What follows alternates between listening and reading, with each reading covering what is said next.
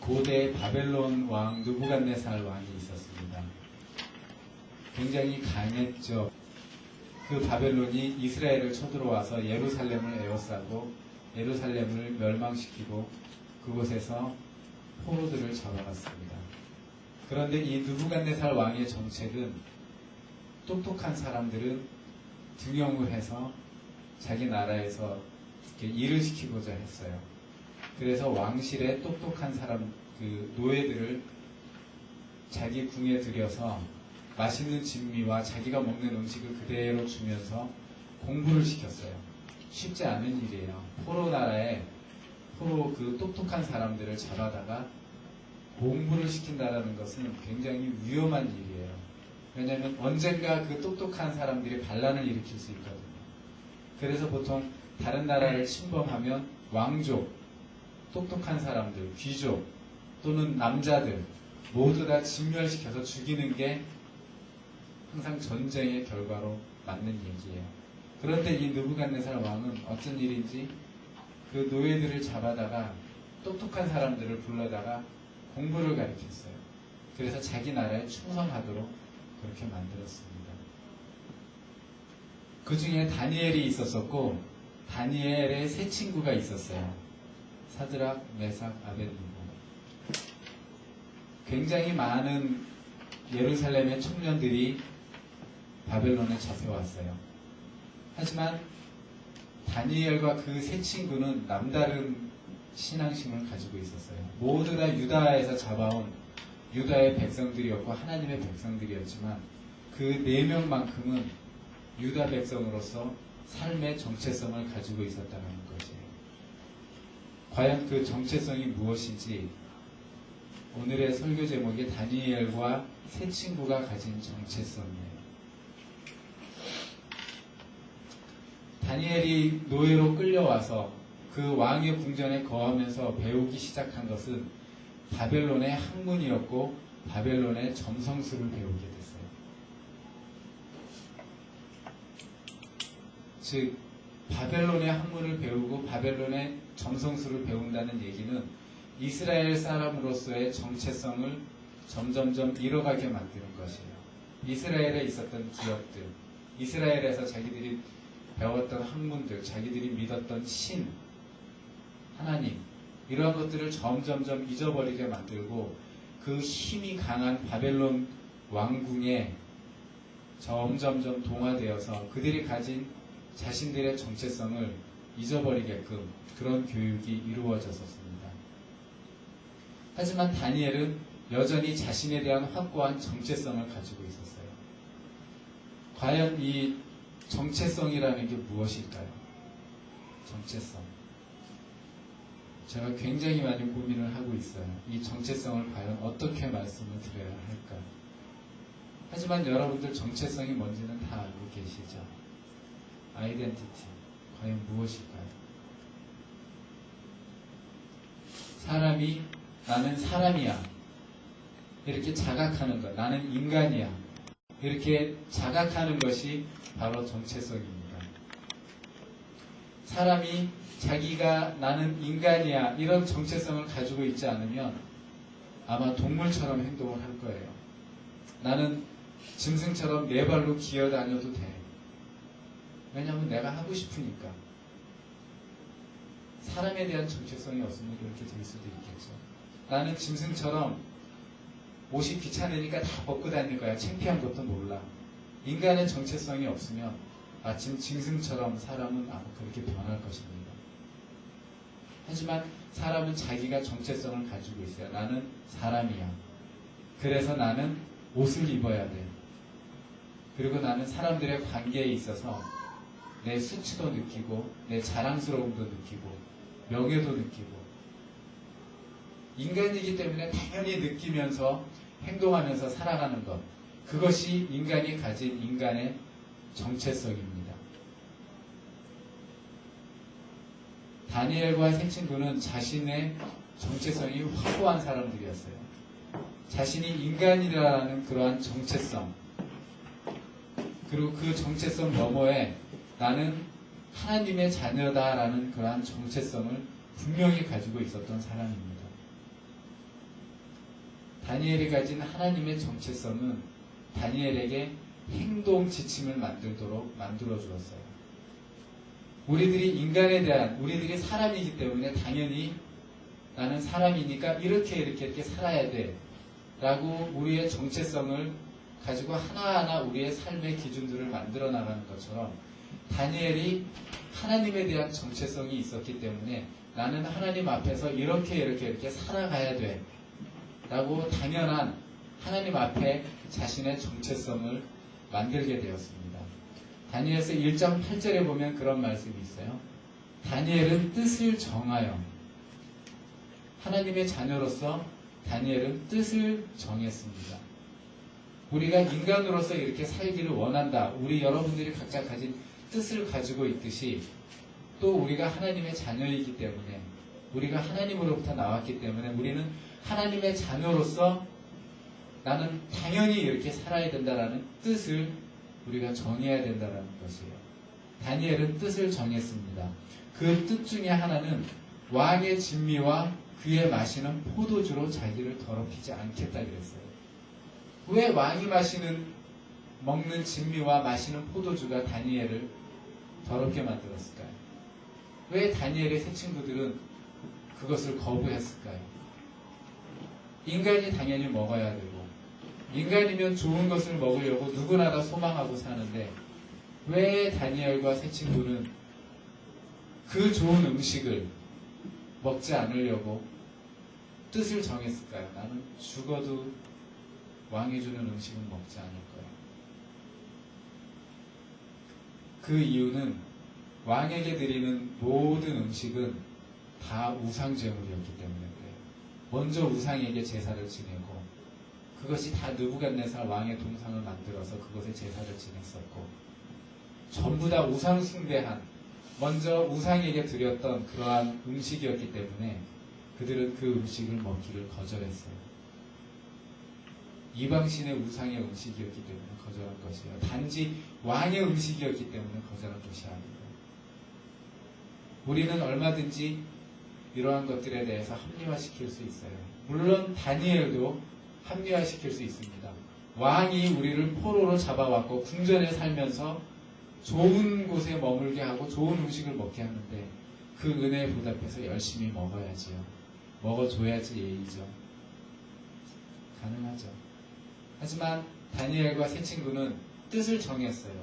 우리가 하나님의 자녀가 아니냐, 우리가 하나님의 백성이 아니냐, 그런데 어떻게 우상 숭배한 음식을 먹을 수 있느냐, 우리는 하나님의 자녀이기 때문에 그걸 먹으면 안 된다라는 확실한 아이덴티티가 있었어요. 정체성이 있었어요. 그래서 그들은 그것을 먹지 않기로 결심을 했습니다. 먹지 않기로 결심을 하고 환관장, 자신들을 돌보는 사람에게 우리는 이 음식을 먹지 않겠습니다. 그렇게 얘기를 했습니다. 그랬더니 그 환관장이 너희가 이 음식을 먹지 않고 빼빼하게 말라버리면 내가 왕에게 혼난다. 그러니까 먹어라. 그렇게 명령을 하고 먹나 안 먹나 지키는 사람을 두었어요. 강제로 먹으라는 거죠. 다니엘이 그 지키는 사람에게 얘기를 합니다. 열흘만 우리를 시험해 보십시오. 열흘 동안 우리는 채식만 먹겠습니다. 물과 채식만 먹고 왕이 주는 음식을 먹지 않겠습니다. 그리고 다른 동무들, 우리와 같이 유대에서 잡혀왔지만 그냥 자기네 유다 민족으로서의 정체성 없이 왕이 주는 음식을 받아먹는 다른 유다 사람들, 유다 청년들과 열흘 뒤에 우리의 얼굴을 한번 비교해 보십시오. 만약에 우리가 더 빼빼하게 마르면, 왕의 음식을 먹지 않아서 빼빼하게 마르면 그때 우리가 음식을 거절하지 않고 먹겠습니다. 그렇게 딜을 했습니다. 지키는 자. 그래서 딜을 하게 돼서 이제 음식을 열흘 동안 먹지 않았어요. 그리고 열흘 뒤에 얼굴을 서로 비교하게 됩니다. 그런데 오히려 다니엘과 세 친구의 얼굴이 더 기름기가 흐르고 윤기가 있었다는 것이에요. 의학적으로 어떻게 된 건지 잘 모르겠지만 의학적으로도 설명할 수 있죠. 마음이 기쁘고 무엇이든지 잘 먹으면 그게 소화가 잘 되면 사람은 다 살로 가게 돼 있어요. 살찌는 사람은 물만 먹어도 살찐다 그러잖아요. 마음이 기쁘고 자기의 정체성을 지킬 수 있다는 그 기쁨에 어쩌면 더 살이 쪘을 수도 있어요. 하지만 또 한 가지는 열흘 동안 그들이 채식과 물만 먹으면서 분명히 하나님께 기도를 했을 것입니다. 하나님, 우리가 저 다른 우리의 동료 청년들처럼 왕의 진미를 먹지 않는데 그렇기 때문에 우리가 빼빼 마르면 우리는 왕의 진미를 먹어야 됩니다. 우상제물을 먹어야만 됩니다. 하나님 도와주십시오. 우리가 먹는 채식이, 우리가 먹는 물이 다 우리의 살로 가게 해주십시오. 분명히 이렇게 기도했을 것 같아요. 열흘 동안. 결과는 어쨌든 다니엘과 세 친구의 얼굴이 더 윤기가 흘렀습니다. 그래서 그들은 그 왕의 음식, 우상제물에게 절했던, 바쳤던 그 음식을 먹지 않게 되었습니다. 그들은 그들이 가진 정체성을 확실히, 확고히 자기네 삶으로 드러내고 있었던 것이에요. 느부갓네살 왕이 동상을 만들었어요. 그리고 모든 사람은 나의 이 동상에게 절을 해야 된다. 만약에 절을 하지 않으면 풀무불에 집어 던져버리겠다. 활활 타오르는 7배가 더 뜨거운 그 불 속에 던져버리겠다. 그렇게 세 친구는 하나님이 아닌 백성에게 절을 하겠습니까? 우리는 유다 백성입니다. 우리가 가진 정성은 절대로 절하지 않습니다. 우리는 절하지 않습니다. 그렇게 얘기를 합니다. 다니엘서 3장 16절에 있는 한번 보겠습니다.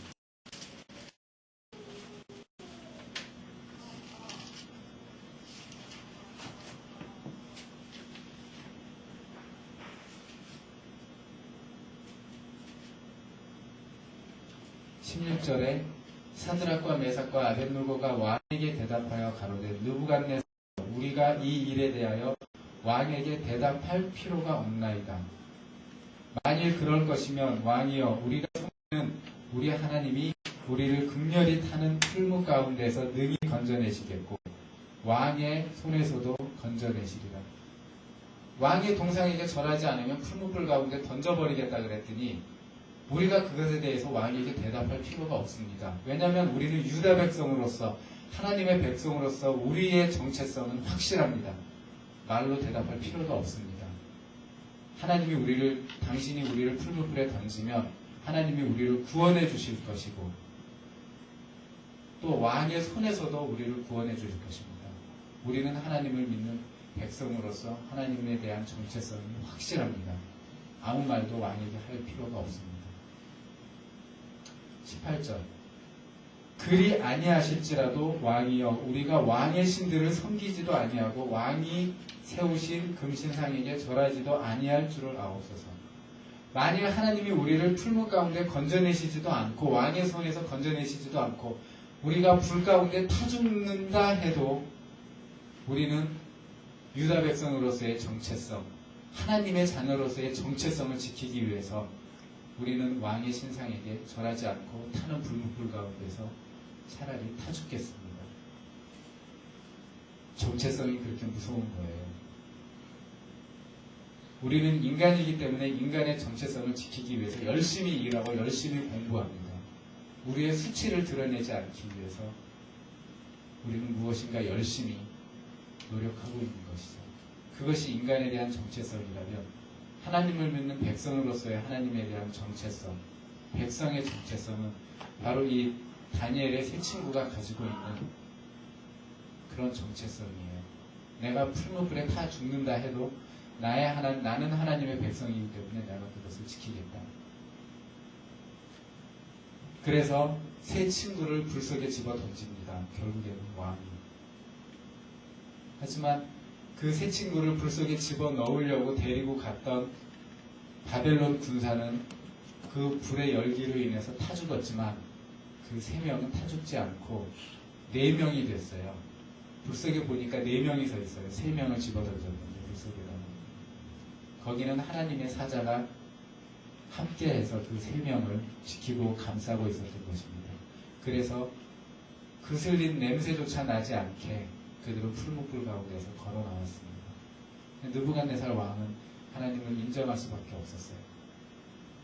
다니엘은 어땠습니까? 자신의 정체성을 지키기 위해서 다니엘은 매일 하루에 3번씩 하나님의 예배당이 있는 성전이 있는 예루살렘을 향해서 기도를 했습니다. 그런데 그것을 바라보고 그것을 시기하던 바벨론 사람들이 왕에게 왕이여 만약에 왕 외에 다른 신을 섬기는 자가 있으면 사자굴 속에 집어 던져버리십시오. 이렇게 얘기를 했습니다.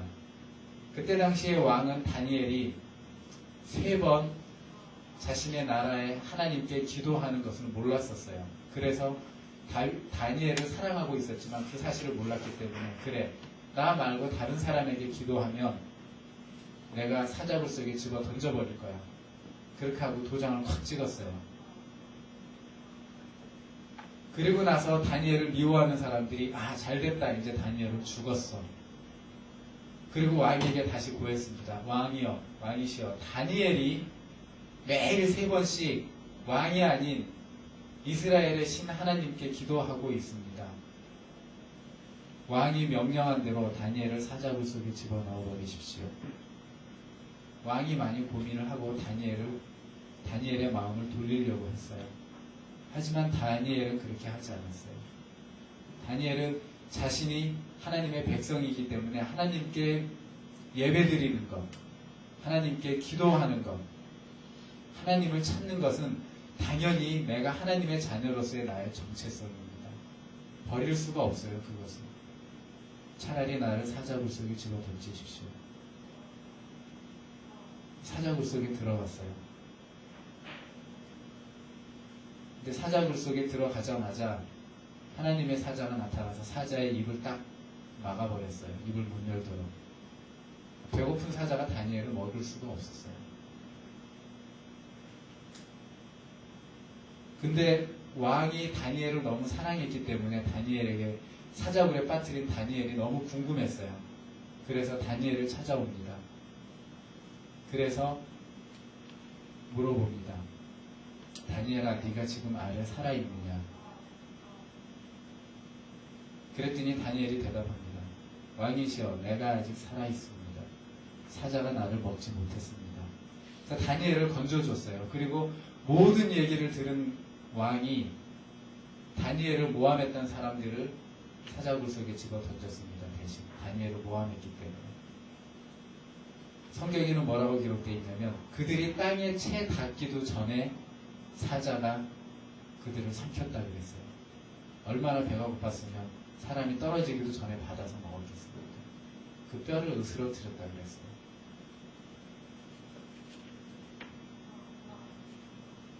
우리의 정체성은 이와 같은 정체성을 가지고 있어야 됩니다. 우리가 하나님을 믿으며 하나님 안에서 삶을 살고 있다면 우리는 이런 정체성을 우리는 반드시 가지고 있어야 합니다.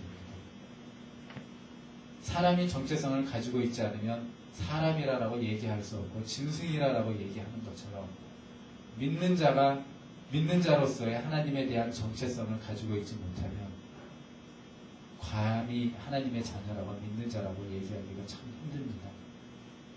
우리는 믿는 자로서 하나님에 대한 정체성을 반드시 가지고 있어야 돼요.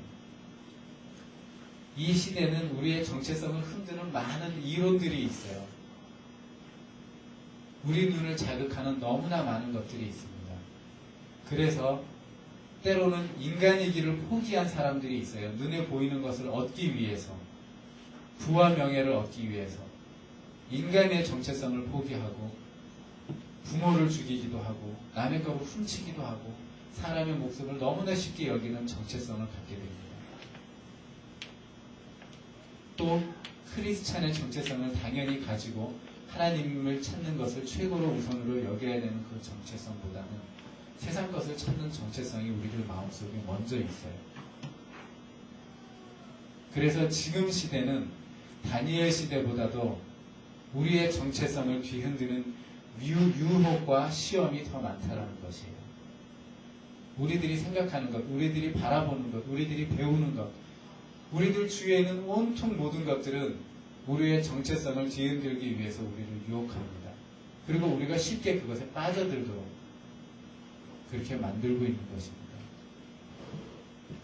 우리가 누리는 우리의 이 자유는 우리의 정체성을 흔드는데 너무나 좋은 그런 유혹거리예요. 자유가 있기 때문에 우리의 정체성을 지키기가 더 힘든 것입니다. 여기에 다니엘과 세 친구는 죽기를 각오하고 자기의 정체성을 지켜나갔어요. 자기의 정체성을 죽음을 목숨을 다 바쳐서 지키기를 원했기 때문에 확실하게 자기 관리를 할 수 있었던 것입니다.